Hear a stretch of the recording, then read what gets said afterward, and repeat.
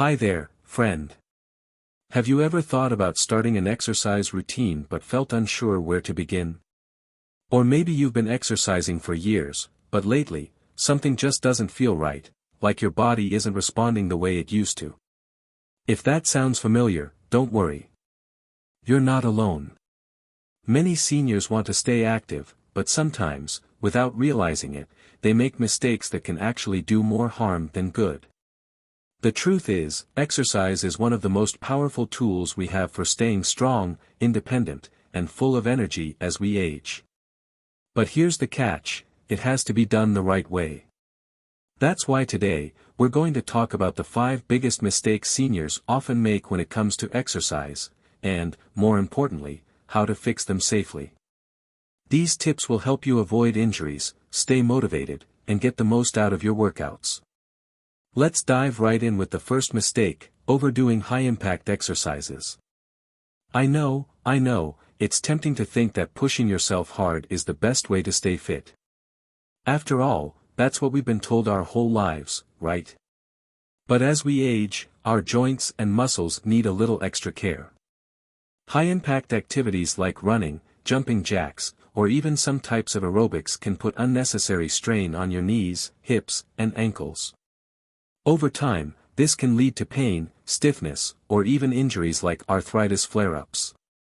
Instead, focus on low-impact exercises that are easier on your body but still incredibly effective. Walking, swimming, cycling, and yoga are all fantastic options. For example, swimming is a full-body workout that strengthens your muscles without putting any pressure on your joints. It's also great for your heart and lungs.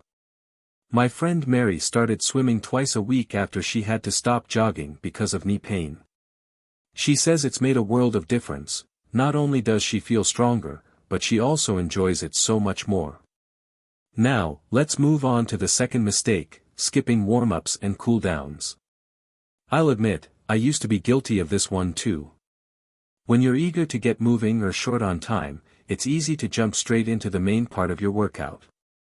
But here's the thing. Warming up prepares your body for exercise by increasing blood flow to your muscles and loosening your joints. Without it, you're more likely to pull a muscle or feel stiff afterward. A good warm-up doesn't have to be complicated. Just 5 minutes of gentle movement can make a big difference. Try marching in place, doing arm circles, or taking a slow walk before you pick up the pace. And don't forget about cooling down either. After your workout, spend a few minutes stretching to help your muscles recover and prevent soreness. One of my favorite stretches is a simple seated forward bend. It's perfect for opening up the back of your legs and relaxing your spine. Speaking of recovery, let's transition to the third mistake, which involves ignoring strength training altogether. Many seniors focus only on cardio exercises like walking or biking, thinking that's enough to stay healthy. While cardio is important, building muscle is just as crucial, especially as we get older. Muscle mass naturally decreases with age, and if you don't work to maintain it, you may notice things like trouble climbing stairs, carrying groceries, or even getting up from a chair. Strength training doesn't mean you have to lift heavy weights or join a gym. Simple bodyweight exercises like squats, wall push-ups, or resistance band workouts can go a long way. Start with just 1 or 2 exercises a couple of times a week, and gradually increase as you build confidence. Trust me, your body will thank you for it. Now that we've covered overdoing high-impact exercises, skipping warm-ups and cool-downs, and ignoring strength training, let's move on to the fourth mistake, which has to do with listening, or not listening, to your body. Let's explore that next. One of the most common mistakes I see, and one that's so easy to overlook, is not listening to your body. When you're exercising, it's important to pay attention to how you feel. Your body has a way of telling you when something isn't right, whether it's a sharp pain in your knee, a twinge in your back, or just feeling unusually tired.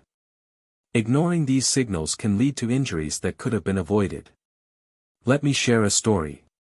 A few years ago, my neighbor Tom decided to take up jogging again after decades of being mostly inactive.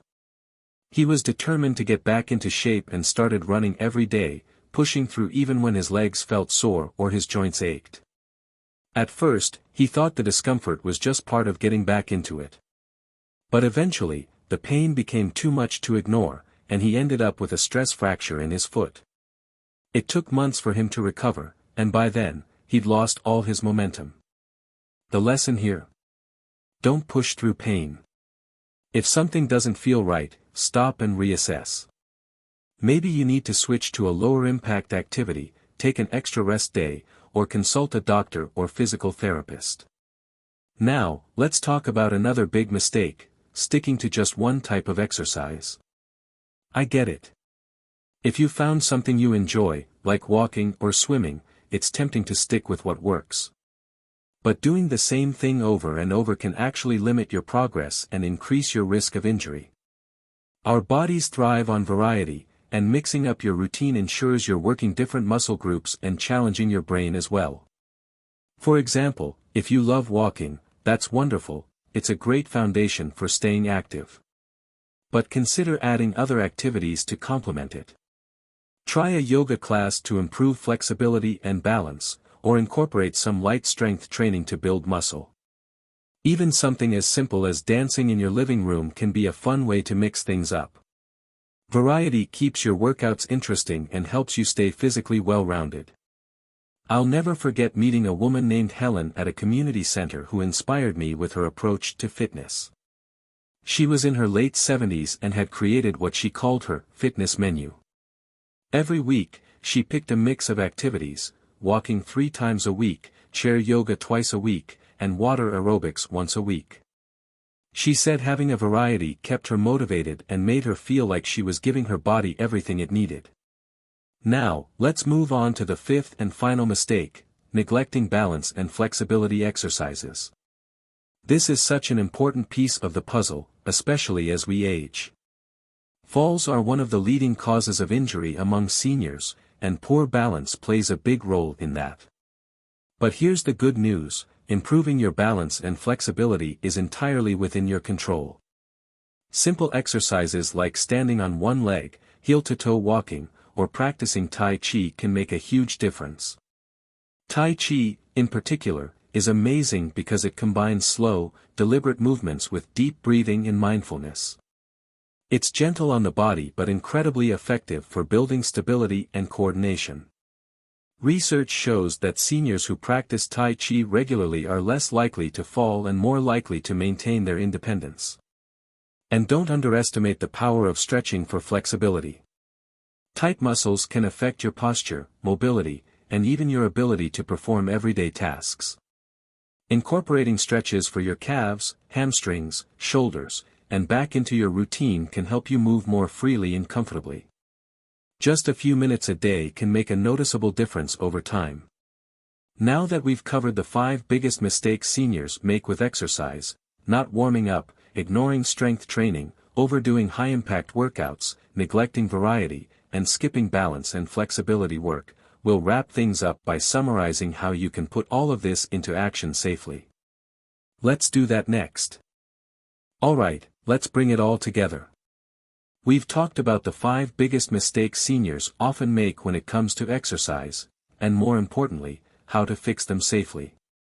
First, we discussed why high-impact exercises like running or jumping jacks might not be the best choice for everyone, and how low-impact activities like swimming, walking, or yoga can give you the same benefits without putting unnecessary strain on your body. Then, we covered the importance of warming up and cooling down. Those few extra minutes can save you from soreness and injury. From there, we talked about strength training and why building muscle is just as important as cardio for staying strong and independent. Whether it's squats, resistance bands, or even wall push-ups, adding a little resistance work into your routine goes a long way. After that, we dove into the importance of listening to your body and recognizing when something doesn't feel right. Pushing through pain only leads to setbacks, so don't be afraid to take a step back when you need to. And finally, we explored why variety matters. Mixing up your workouts keeps things interesting and helps you stay physically balanced. Plus, incorporating balance and flexibility exercises like Tai Chi or simple stretches reduces your risk of falls and keeps you moving with ease.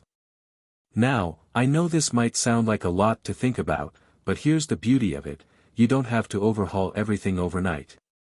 Start small. Maybe this week, you focus on adding a proper warm-up before your walks or trying one new low-impact activity. Next week, you could experiment with a couple of strength training exercises. Over time, these small changes will add up, and you'll start noticing improvements in how you feel and move. Let me leave you with this thought: staying active isn't just about living longer, it's about living better. Every step you take, every stretch you do, is an investment in your independence, your energy, and your joy. You deserve to feel strong, confident, and capable at any age. Before we wrap up, I'd love to hear from you. Which of these tips resonates most with you? Are you excited to try Tai Chi, incorporate more stretching, or mix up your routine? Share your thoughts in the comments. I read every single one, and your story might inspire someone else watching. And if you found this video helpful, don't forget to give it a thumbs up and subscribe to the channel. We're here to support you on your journey to feeling your best, whether that's through fitness, nutrition, or mental well-being. There's so much more to come, and I'd be honored to have you join our community. Thank you so much for spending this time with me today. I hope you leave feeling empowered and ready to take the next step towards staying active and healthy. Remember, it's never too late to make a change. No matter where you're starting from, you've got this. Here's to moving with purpose, living with vitality, and embracing every moment life has to offer. Until next time, take care of yourself, and keep moving.